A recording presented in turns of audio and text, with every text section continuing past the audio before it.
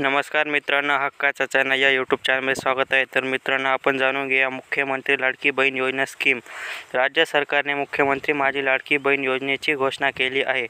या योजनेत 21 ते 65 वयोगटातील महिलांच्या खात्यात 1500 रुपये जमा होणार आहेत। त्यामुळे या योजनेचा लाभ घेण्यासाठी आतापर्यंत 1,25,44,083 महिलांनी अर्ज केले आहे। या अर्जदार महिलांना ॲप्लिकंट वुमन आता पात्रता यादीची प्रतीक्षा आहे। त्यामुळे आता महिलांना पात्रता यादी कुठे पाहता येणार आहे हे आपण जाणून घेऊया। लाडकी बहीण योजनेची घोषणा झाल्यापासून दररोज हजारोंच्या संख्येने महिला अर्ज भरत आहेत।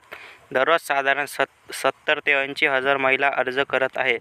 आता या अर्जदार महिलांना संख्या 1,25,44,083च्या घरात पोहोचली आहे। या महिलांसमोर आता त्यांचा अर्ज पात्र की अपात्र ठरला आहे की नाही असा प्रश्न पडला आहे।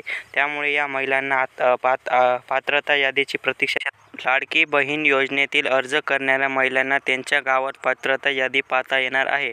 प्रत्येक गावात समितीमार्फत दर शनिवारी लाभार्थी महिलांची यादी वाचली जाणार आहे। त्यामुळे या दरम्यान महिलांना त्यांचा अर्ज योजनेसाठी पात्र ठरला आहे की नाही याची माहिती मिळणार आहे।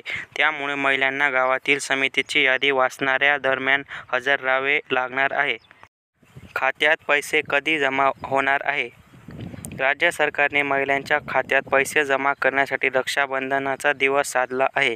लाभार्थी महिलेच्या खात्यात 19 ऑगस्ट 2024 रोजी योजनेचे पैसे जमा होणार आहेत। जुलै आणि ऑगस्ट असे दोन्ही महिन्याचे मिळून 3,000 रुपये जमा केले जाणार आहेत, अशी माहिती राज्याचे मुख्यमंत्री अजित पवार यांनी दिली आहे। तर मित्रांनो, असे नवनवीन व्हिडिओ बघण्यासाठी या चॅनलला सबस्क्राईब करा, लाईक करा, शेअर करा। जय महाराष्ट्र।